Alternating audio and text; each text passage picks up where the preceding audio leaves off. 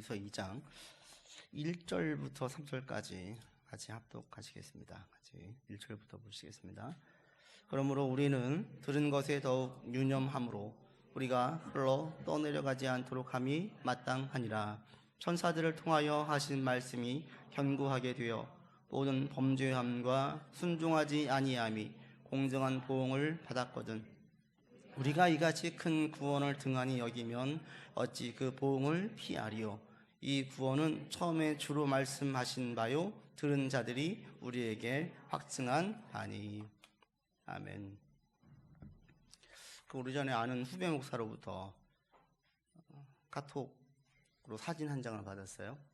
그 목사의 아들, 둘째 아들 사진을 찍어 보냈는데 너무나 웃겨가지고 보면서 한참 웃었어요. 나중에 만나서 얘기를 들어보니까 집에 있는 아들이 갑자기 책꽂이 이렇게 보더래요. 책꽂이를. 그러더니 책장에 있는 책을 다 빼더래요. 뭐 하나 봤더니 책장을 빼고 그 비좁은 공간으로 자기가 쏙 들어가더래요. 꾸부리고 들어가가지고 아빠를 보고 씩 웃더래요. 그걸 보고는 이 아빠가 너무나 기가 막혀가지고 그 사진으로 찍어놓은 거예요. 자기는 살다 그 좁은 공간으로 누가 들어간다는 건 상상도 못했고, 첫째가 딸인데 딸을 키울 때는 한 번도 보지 못했던 그런 돌출 행동들 때문에 놀란 적이, 기가 막힌 적이 한두 번이 아니라는 거예요. 이제 그날도 이제 그런 한 케이스였던 거죠. 얘는 특기가 툭 하면 모든 곳으로 올라가는 걸 좋아한대요. 그래가지고 뭐 TV도 올라가고, 옛날 TV이기 때문에 조금 공간이 있어서 거기에 올라가고, 그러니까 뭐 식탁에도 올라갈 게 있으면 다 올라간다는 거예요. 이게 너무나 불안해가지고 혼낸 적이 한두 번이 아닌데, 이 아이를 키우다 보니까 자연스럽게 나오는 것이 어느 때인가부터 제일 많이 하는 말이 안 돼! 이 말을 제일 많이 하게 되는 거예요. 모든 부모들이 자기 자녀들을 잘 키우고 싶어하고 부드럽게 키우고 싶어 하지만 모든 아이들의 특징은 부모의 말고 반대로 간다는 거죠. 절대로 같이 가지 않아요. 그리고 한 번 이해를 시키면 다 이해할 것 같은데 그 듣고 나서는 뒤에 가서 또 해요. 또 해요. 이게 아이의 특징이에요.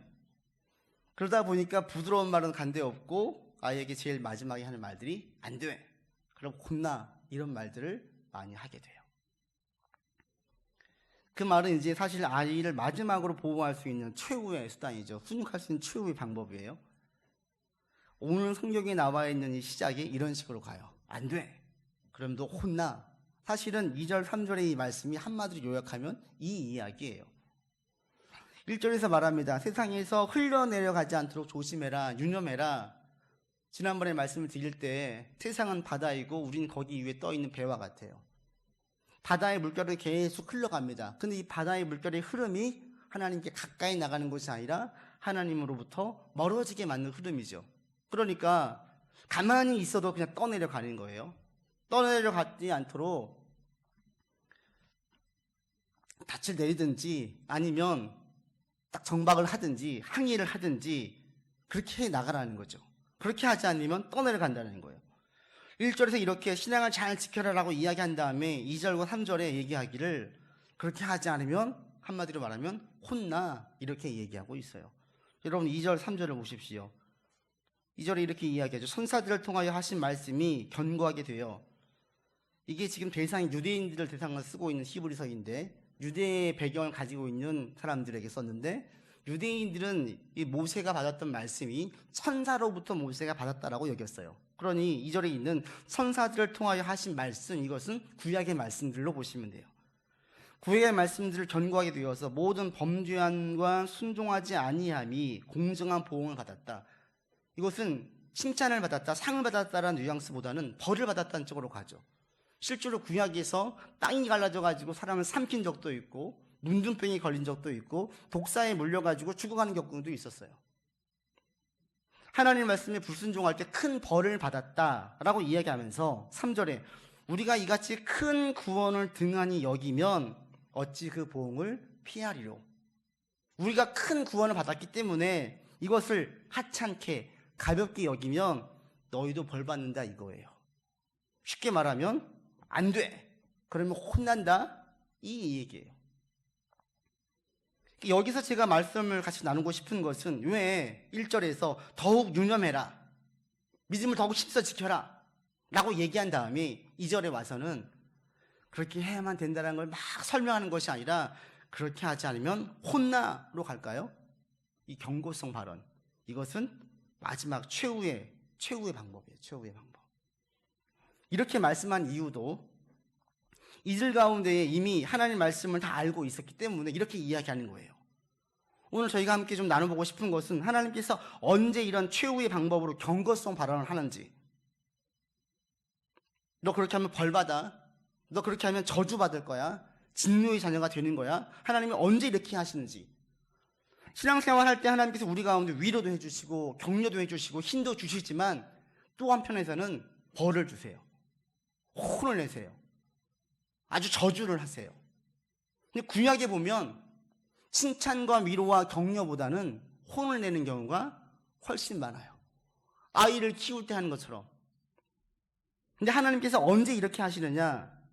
한 가지는 오늘 이 히브리서에 나와 있는 이들처럼 보일 때 해요. 이들은 이미 복음을 받았어요. 하나님을 믿는 것이 그 유익을 알고 있었어요. 하나님 안에 있는 것이 어떤 것인지 좋은지도 알고 있었어요. 복음의 비밀도 깨달았어요. 그런데 이들 가운데 핍박이 왔어요. 유대인들로부터 핍박이 오고 힘들어졌어요. 몸이 불편하고 힘들어지니까 이 불편함 때문에, 몸의 불편함 때문에 복음을 버리려고 하는 거예요. 옛날로 돌아가려고 하는 거예요. 정체되어지고 퇴보하려고 하는 거예요. 이때에 지금 경고하세요. 안 돼! 그러면 혼나. 초신자들, 이제 막 신앙생활 한 사람들에게는 혼내지 않아요. 하나님의 능력도 알고 있고 역사도 보았고 또 주님 안에 있는 것이 어떤 유익인지 알고 있는데 지금 조금 불편해서, 지금 조금 힘들어가지고 옛날로 믿기 이전으로 돌아가려고 할 때에 하나님께서 하신 말씀이 경고성 발언을 하시는 거예요. 그 가장 좋은 예가 출애굽했던 이스라엘 백성들이에요. 바다가 갈라졌어요. 10가지 재앙을 통해서 이집트의 백성들이 한순간에 무너지는 것을 보았어요. 하나님은 막 찬양했어요. 근데 가다가 길이 험해요. 우리를 왜 불러냈냐 그래요. 다시 불러내기 전 이전으로 돌아가고 싶다고 이야기합니다. 가다 보니까 물이 없어요. 목이 타니까 또다시 그래요. 우리를 그냥 이전으로 돌려보내니 왜 데리고 왔냐 그래요. 먹는 걸로 불평을 해요. 맨날 이 만나만 먹냐고. 거기서는 고기도 먹었는데 구원받기 이전으로 돌아가려고 하고 그 생활을 동경을 해요. 이럴 때에 하나님은 절대 이들 위로하지 않아요. 격려하지 않아요. 혼을 내요. 하나님 안에 있는 것이 좋은지 아는데 지금 좀 불편하니까, 지금 좀 고생하니까 믿기 이전으로 돌아가려고 하는 이런 어리석은 행동을 보일 때에 하나님께서는 책망하십니다.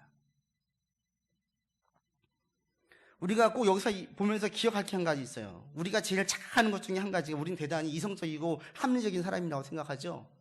근데 우리가 대단히 좀 육적인 사람인 거 알고 계세요? 우리가 우리 몸에 기억하는 것, 우리가 몸에 얼마나 잘 끌려가는지를 알고 계세요? 우리는 우리 이성과 합리적인 사고로 잘 가는 것 같은데 사실 대다수의 많은 삶의 우리의 모습들은 몸에 밴 이전의 방식대로 가요. 그렇지 않아요? 가장 좋은 예가 제가 볼 때는 먹는 거예요. 먹는 거. 예전에 TV를 보니까 우리가 먹는 음식들, 가장 많이 한국 사람들이 먹는 음식으로 된장찌개, 김치찌개 이런 거 제일 많이 먹는데요.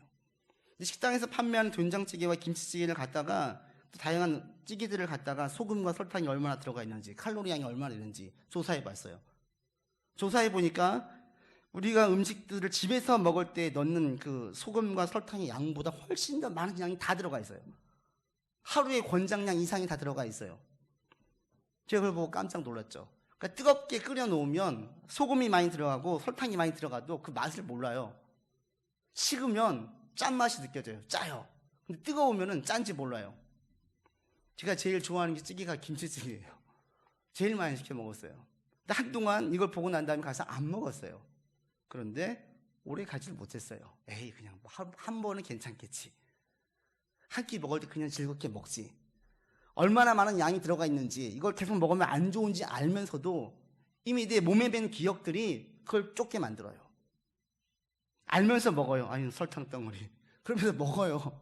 얼마나 미련해요? 근데 이게 우리 인간 아니에요? 왜 많은 분들이 다이어트를 할 때 실패해요? 쉽게 말하면 내 몸이 건강에 안 좋은 음식들을 기억하고 있기 때문에 그래요. 살이 단뜩 든 사람들은 몸에 안 좋은 것들을 내 몸이 다 기억하게 만들어 놨거든요. 시작을 하려고 할 때에 내 몸이 다시 기억을 해요. 옛날 원했던 것들을 자꾸 원해요. 그러니까 하려고 내 의지는 있는데 가다가 대부분의 사람들이 많이 실패하잖아요. 우리가 이성적이고 합리적인 사람인 것 같지만 실질적으로는 대단히 육적인 사람이라는 거예요. 육적인 사람.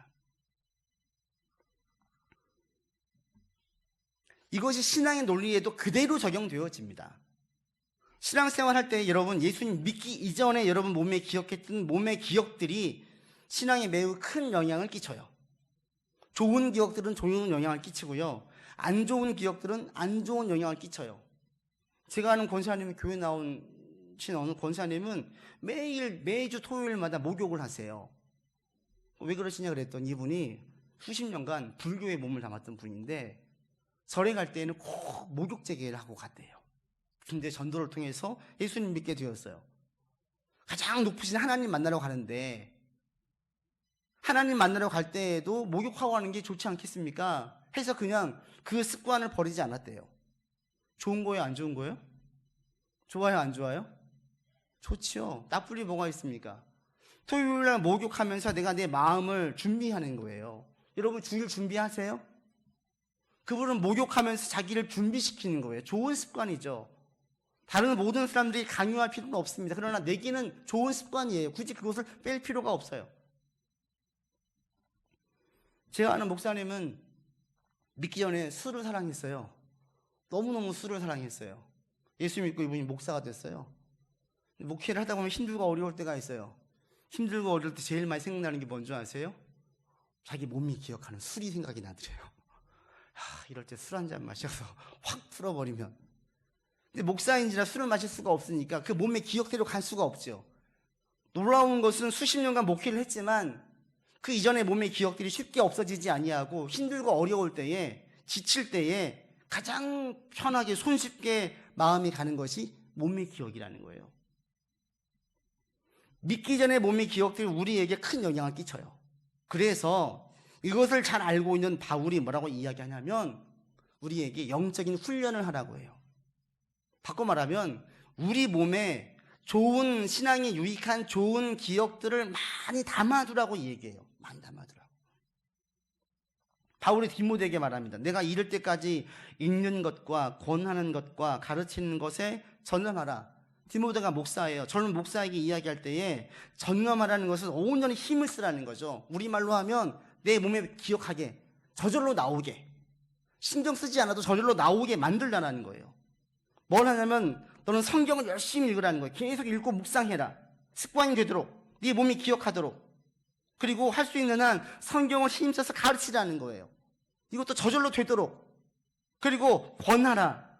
성도들을 자꾸 만나고 그들의 삶에 관여해서 그들 가운데에 하나님 말씀을 잘 적용할 수 있도록 계속 권면해 주라는 거예요. 이게 너의 목회의 3대 기둥이 되어서 잘 가게 해라, 습관이 되게 해라 라고 얘기했어요. 많은 신실한 목사님들을 보게 되어지면요, 자기들 몸에 좋은 기억들을 많이 남겨놔요. 존 스토트 목사님은 오전 시간을 온전히 빼놔서 하루에 성경 한 장씩을 깊이 들어갔어요. 원어로 가지고 깊이 묵상하면서 이것을 매일 시간을 가졌어요. 또 독서의 시간을 가졌어요. 다른 시간을 다 빼고 온전 시간은 온전히 이렇게 성경과 신앙, 성경, 경건, 서적을 읽으면서 오롯이 깊이 들어가는 습관을 들였고 나중에 후배 목사들에게 쓴 책에 권면을 해요. 자기가 보니까 좋더라.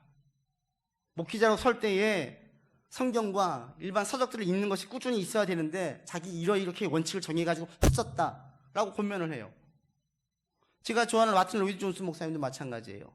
매일같이 오전 시간은 딱 빼놨어요. 누굴 만나지도 않고 다른 일을 하지도 않아요. 기도와 성경과 신앙서적, 경건서적을 읽는 데에 온전히 시간을 들였어요. 계속 사고의 폭을 넓혀갑니다. 신학사상의 폭을 넓혀갑니다. 이렇게 끊임없이 배움을 하고 자기를 채찍질하고 경건의 시간들을 자기 몸이 기억하게 만들어놨어요.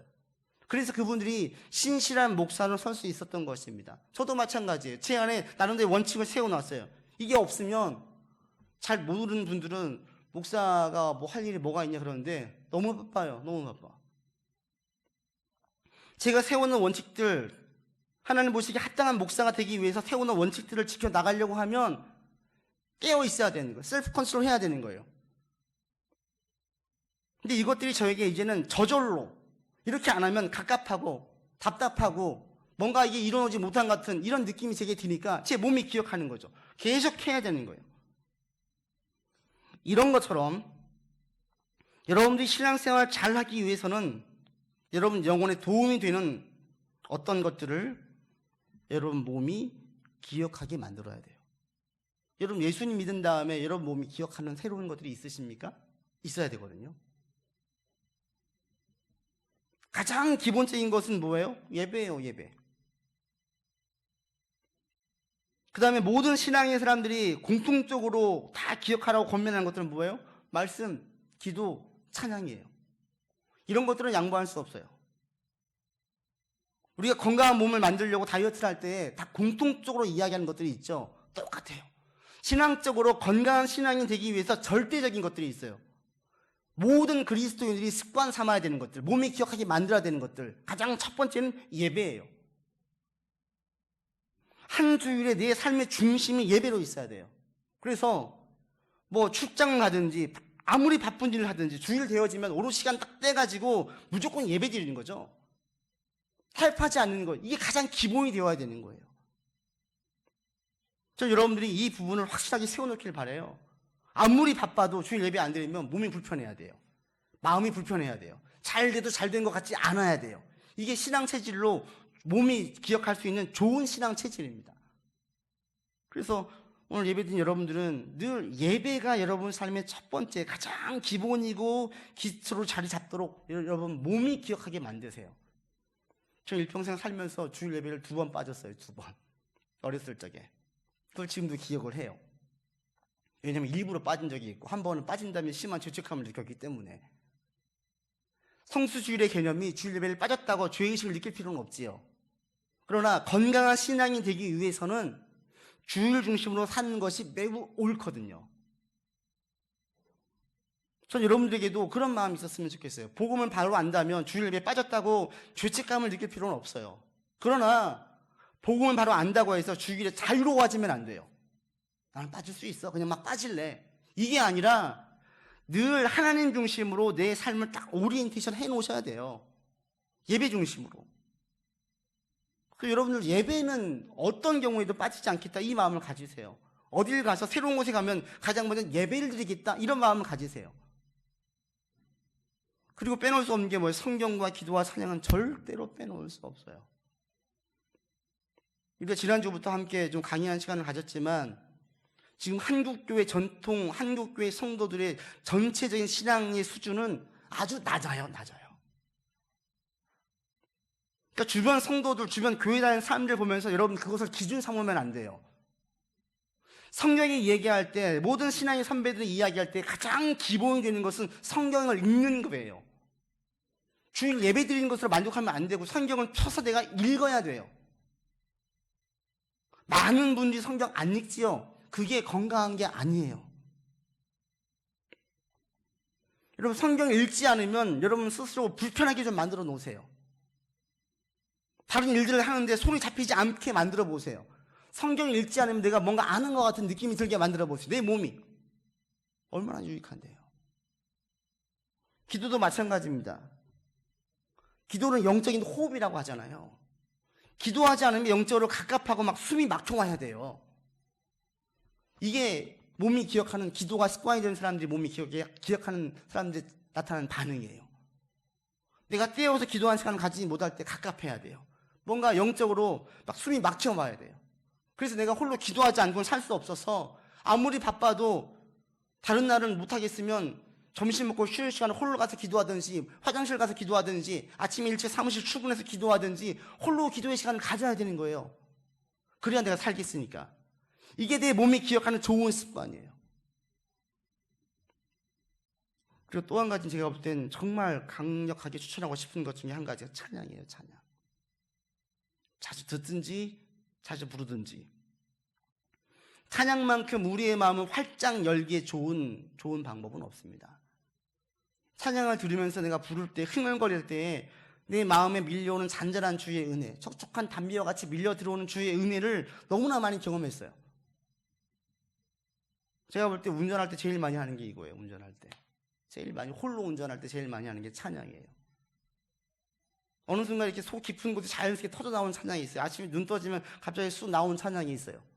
교회에서 뭘 준비하다 갑자기 툭 튀어나오는 찬양이 있어요. 불러요. 그럼 이게 수많은 말이 기도보다도 훨씬 더 은혜가 되어져요. 그래서 여러분들에게 이런 시간들이 있기를 바라요. 오늘 찬양 같이 했어요. 혹시 여러분 가운데 와닿는 가사가 있었어요? 가서 들어보세요. 불러보세요. 홀로 있을 때 흥얼거려 보세요.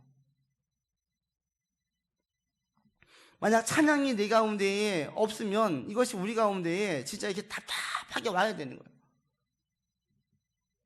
이게 자기 몸이 기억하는 거예요. 그래서 여러분 가운데에 예수님 믿고 몸이 기억하는 좋은 습관들이 좀 있었으면 좋겠습니다. 가장 기본으로 이 4가지를 깔고 이 위에 다양한 것들을 쌓아 나갔으면 좋겠습니다.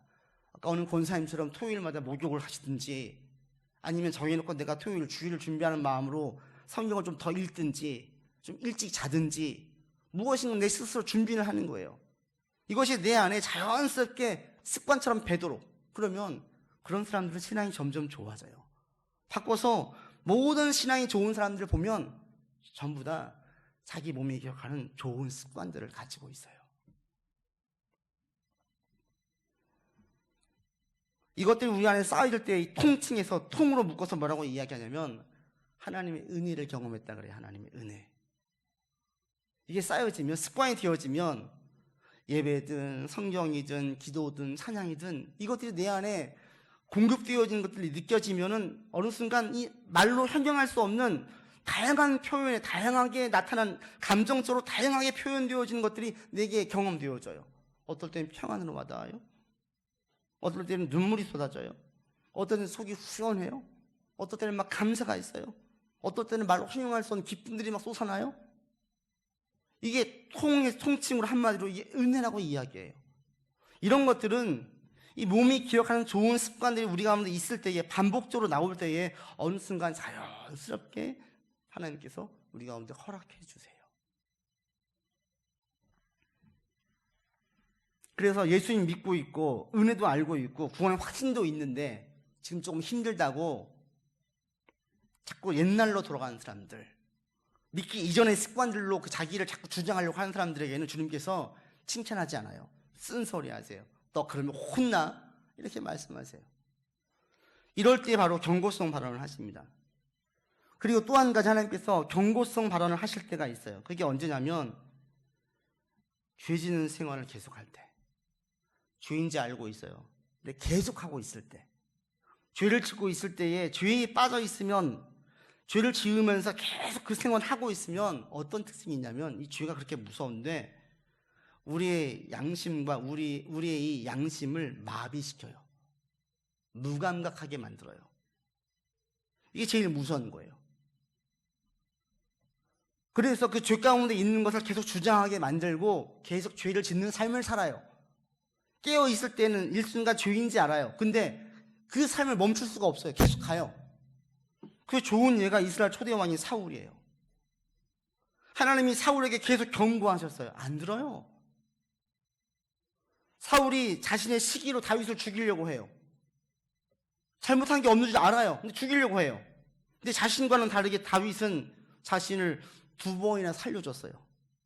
자기 같으면 진작에 죽였을 건데 다윗이 자기를 안 죽였어요. 이러니까 사울이 울어요.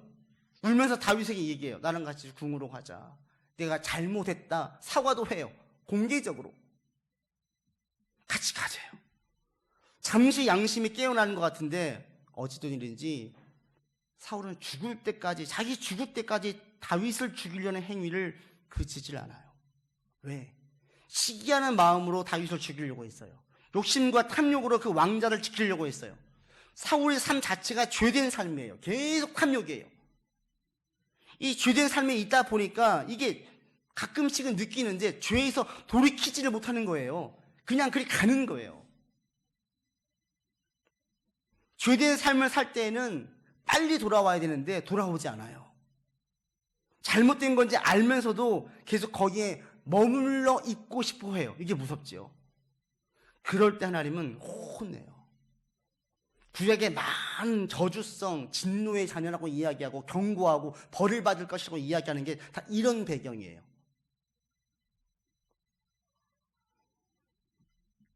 전 여러분의 삶이 죄 가운데 있지 않기 바랍니다. 여러분, 이거 죄인지 알고 있는데 계속 짓고 있으면, 근데 그것 때문에 어떤 찔림도 없고 아픔도 없으면 이거 심각한 거예요. 그럴 때는 이걸 기억하세요. 그럼 너 혼나. 너 벌 받을 거야. 벌 주세요. 예수 믿으니까 구원받을지 모르겠지만 이 땅에 사는 동안 벌 받아요. 하나님의 회초리를 드세요. 여러분, 회초리 맞으면서 신앙생활 하고 싶으세요? 그래 애쓴다 수고한다 격려 받으면서 하고 싶으세요? 저는 회초리는 안 맞고 싶어요. 가능한 덜 받고 싶어요. 여러분 가운데 하나님의 경고와 이 강한 이 책망의 소리가 들려지거든 바로 돌이키시길 바라고요. 혼나면서 신앙생활 할 수 있는 그런 죄된 삶이 여러분 가운데 있다면 빨리 돌아올 수 있기를 바랍니다. 그리고 하나님의 격려 속에서, 하나님의 칭찬 속에서, 하나님의 보호 속에서 신앙생활 할 수 있는 여러분 되기 바랍니다. 아멘. 오늘 결단하세요. 그리고 하나님께서 경고성 발언을 가장 세게 하실 때가 있어요. 그게 언제냐면 개인이 죄 가운데 있을 때가 아니라 사실은 더 무서운 게 뭐냐면 공동체가 죄 가운데 있을 때예요. 개인의 죄는 무섭지만 공동체의 죄는 가장 무서워요. 왜 그런 줄 아세요? 개인이 죄를 잘못 저지르면 다른 사람을 통해서 내가 양심으로 죄를 지었으면 자각을 해요. 사울 왕이 다윗을 보면서 자각을 했어요. 그래서 울어요. 반성도 했어요. 다윗을 보니까 자기와 달라요. 그래서 다윗을 통해서 반성을 했어요. 그런데 공동체가 다 죄를 저지르면 죄를 자각하지를 못해요. 잠깐 찔림이 있는데 주변 사람들 보니까 다 그렇게 살아요. 그러면 훨씬 덜 찔려요. 다 그런데 다 그런데 나만 그러나? 그러면 다 그러면 괜찮은 거예요? 아니잖아요. 다 그러면 아무 문제가 없습니까? 창세기에 있는 소돔과 고모라를 여러분 기억하길 바랍니다. 소돔과 고모라의 가장 무서운 게 뭐예요? 거기에는 의인이 한 명도 없었어요. 의인이. 하나님 보시기에 옳게 합당하게 살아가는 사람이 한 명도 없었어요. 그런데 그 소돔과 고모라는 지금으로 말하면 선진국이에요. 선진국. 문명국이에요. 그 당시 많은 도시들 가운데 가장 잘 사는 도시였어요. 환락의 도시였어요. 풍요의 도시였어요. 모두 다 즐겨 살았어요. 감각적이었어요. 그런데 어느 누구 하나 이게 잘못했다고 이야기하지 않아요. 오히려 동료예요. 추구해요. 그런데 하나님은 그 성을 완전히 무너뜨려요. 완전히. 공동체의 죄가 우리의 양심을 마비시켜요. 공동체가 죄 가운데 있을 때 나타나는 특징이 크게 두 가지가 있다고 많은 목사님들이 말합니다. 뭐냐면 첫째로는 윤리의식이 대단히 낮아요. 전체적으로 윤리의식이 대단히 낮아져요. 또 한 가지는 양심이 마비가 돼서 대단히 죄를 지은 다음에 뻔뻔해져요. 이런 특징이 있대요. 공동체가 죄 가운데 있으면 전체적인 윤리의식이 대단히 낮아져 있고 부정하고 불의하고 온갖 거지와 권모술수가 가득한 이런 것들이 그 가운데 드러나고, 또 한 가지는 죄를 지은 다음에 너무나 뻔뻔한 거예요. 창피한지를 몰라요. 수치와 부끄러움을 못 느껴요. 자괴감이 안 들어요. 다시는 그런 죄를 짓고 싶은 마음이 들지 않는 게 아니라 그냥 지어요. 이렇게 공동체의 죄가 만연해 있으면 양심이 더러워지고 윤리가 떨어집니다. 여러분, 우리 한국 사회 보세요. 한국 사회는 전체적인 윤리의식이 높은 편입니까? 낮은 편입니까?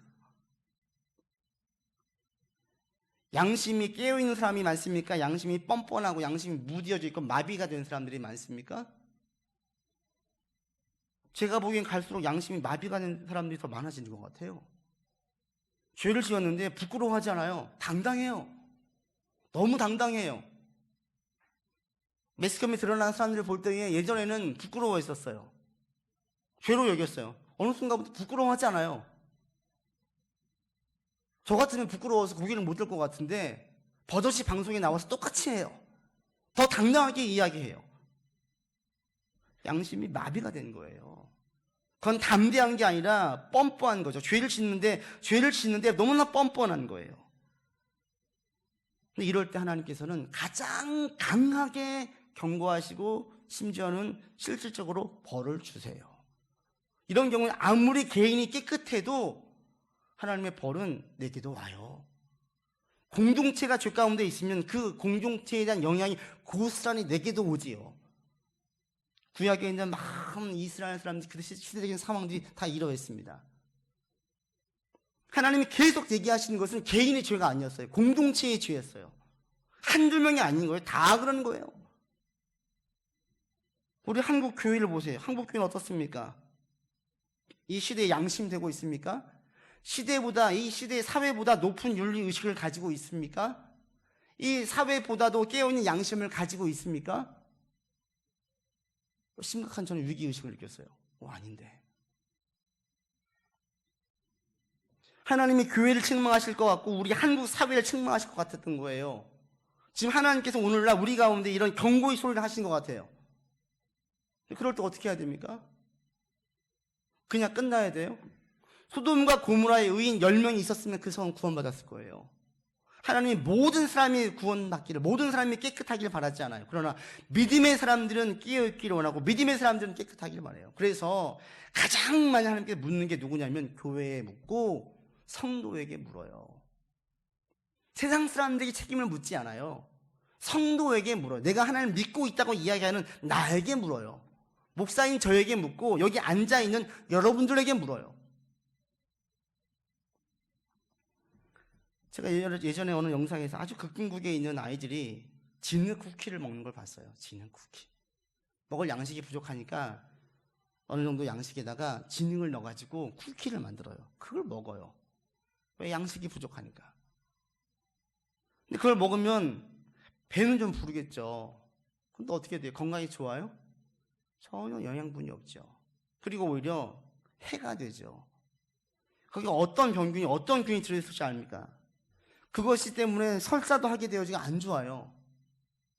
또 그쪽에 있는 사람들은 물도 그냥 더러운 물을 마셔요. 왜? 물이 없으니까 몇 시간씩 걸어가서 물을 가지고 오는데 그 물이 그냥 진흙탕 물인데 그 물도 귀에서 그냥 가져오는 거예요.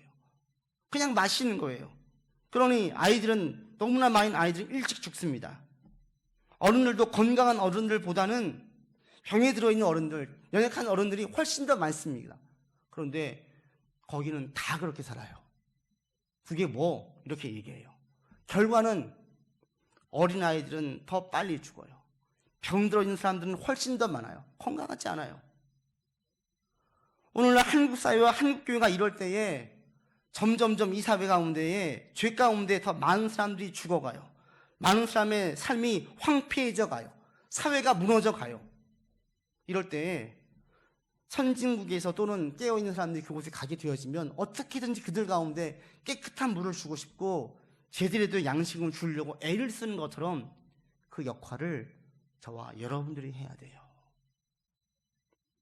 세상이 교회를 볼 때 부끄러워해야 돼요. 아니야, 이렇게 살면 안 돼. 세상이 교회를 볼 때 높은 윤리의식을 가지고 있어야 돼요. 지금은 교회가 그 역할을 못해요. 하나님 제일 책망을 하신다면, 한국에 제일 책망하신다면 누구 책망하겠어요? 제가 볼 때 저 같은 목사를 제일 책망하시고요, 교회를 책망하시고요, 성도들을 책망해요. 여러분이 구원의 확신이 있고 하나님의 은혜를 안다면 현실적으로 여러분들 가운데 높은 윤리의식을 가졌으면 좋겠습니다. 그리고 여러분 양심이 깨어 있었으면 합니다. 이 두 가지를 유지하도록 여러분이 힘쓸 수 있기를 바랍니다. 왜? 한국 사회 윤리의식이 낮아요. 한국에 양심이 마비가 된 뻔뻔한 인간들이 너무나 많아요. 그런 사람들이 많으면 나도 자연스럽게 영향을 받아요. 내가 마음적으로 찔려서 아파할 때 주변 사람들이 전부 다 뭐 그런 것 가지고 찔려해 라고 얘기하면 별로 내가 괜한 것 가지고 찔려하나 싶어요. 그럴 때 우리가 혼동되지 않으려면 계속 말씀으로 우리를 지켜야 돼요. 전 여러분 양심이 좀 아이의 보드란 그 피부처럼 예민해졌으면 좋겠습니다. 여러분 양심이. 기회가 딱 왔을 때에 바로 아픔을 느끼고 부정한 것이 왔을 때 바로 반응이 올 수 있을 정도로 여러분 양심을 깨어있게 만드세요. 그리고 그 삶의 높은 윤리의식을 가지고 나갈 수 있는 여러분들 되기를 바랍니다. 아멘? 왜요? 안 그러면 하나님께서 말씀하세요. 너 혼난다. 실제로 회초리를 들어가지고 혼을 내세요. 저는 매 맞기 싫어요. 여러분도 매 안 맞고 신앙생활 했으면 좋겠어요.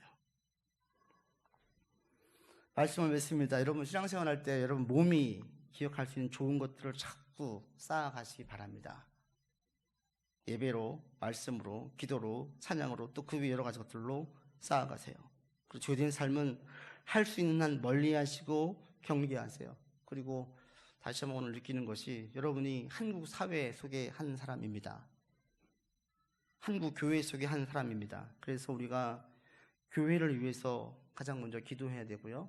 한국 사회를 위해서 여러분들이 꼭 기도하셔서 이 땅이 하나님께 책망받으면서 사는 민족이 아니라 하나님께 칭찬받고 선한 막대기로 쓰임받을 수 있는 데에 여러분들이 함께 동참할 수 있기를 바랍니다. 기도합시다. 주님, 죄 가운데 있을 때에 구원의 기쁨을 알고도 지금 잠깐 힘든 것 때문에 그 기쁨을 포기하고 죄된 삶으로 돌아가려고 할 때에 주께서 책망할 것을 저희가 알고 있습니다. 하나님의 회초리와 책망을 받으면서 신앙생활하는 우리가 되지 않게 하시고 아버지의 칭찬과 격려와 보호 가운데 거하면서 신앙생활하는 우리 모두가 되도록 인도하여 주시옵소서.